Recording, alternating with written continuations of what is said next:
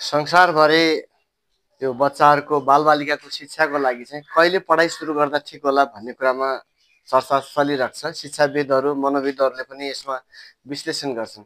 तर सबैभन्दा महत्त्वपूर्ण कुरा के भेटाइएको छ भने जो अत्यन्तै प्रतिभाशाली हुनुभयो, जसले संसारमा धेरै ठुलो इम्प्याक्ट दिनुभयो साइन्सको क्षेत्रमा, जस्तो अल्बर्ट आइन्स्टाइन, र रहस्य विज्ञान अर्थात् अध्यात्मको क्षेत्रमा जसले ठुलो कन्ट्रिब्युसन गर्नुभयो यो 21औं शताब्दीको ओशो, उहाँहरूको शिक्षा दिशा हेर्ने हो भने उहाँहरूले अक्षरारम्भ नै 7 वर्षको उमेरमा गर्नुभयो।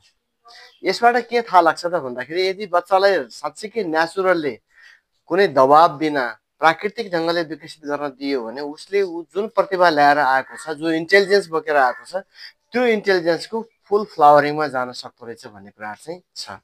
र आचार्य श्री पथिक पनि भन्नुहुन्छ कि होइन कि बच्चालाई जति खेल्न दियो, जति न्याचुरल्ली इन्भल्भ गराइयो, त्यही तरिकाले उसले विकसित गर्न सक्यो भने उसको रस रुचि र प्रतिभाको क्षेत्र पनि पत्ता लगाउन सक्छ र उसले जीवनमा धेरै ठुलो प्रगति गर्न सक्छ।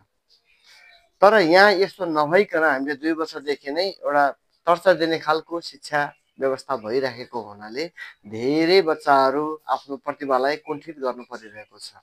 सो यो शिक्षाभित्र हराएका पहलहरूमा उहाँ भन्नुहुन्छ कि अहिलेको समयलाई हेर्ने हो भने 4 वर्षको उमेर खेलकुदबाट, मनोरञ्जनबाट अक्षरारम्भ सुरुवात गराउन सकिन्छ।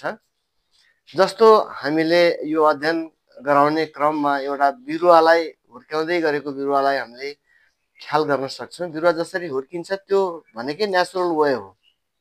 जस्तो हामीले मल पानी राम्रोसँग राखिदिन सक्छौँ, टाइममा बिउ रोप्न सक्छौँ, तर हामीले बिरुवालाई हुर्काउनको लागि अझ बढी छिटो बढोस् भन्नको लागि हामीले जसरी पात तानेर चाहिँ छुडाउन कोसिस गर्दैनौँ, किनकि त्यो आफ्नै उसको बीजले नै त्यो नेचुरल क्यापासिटी ल्याएर आएको छ।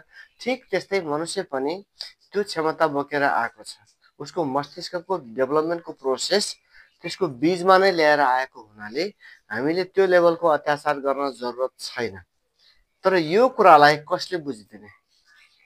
सरकारले, शिक्षाविदले, ध्यानीले, ज्ञानीले सबैले यो कुरालाई राम्रोसँग बुझेर यसलाई जनमानसमा सम्प्रेषण गर्न सकेमा बहुत ठुलो कल्याण हुने थियो। शिक्षा विकारे सकलो विकार, शिक्षा सुधारे सकलो सुधार। धन्यवाद।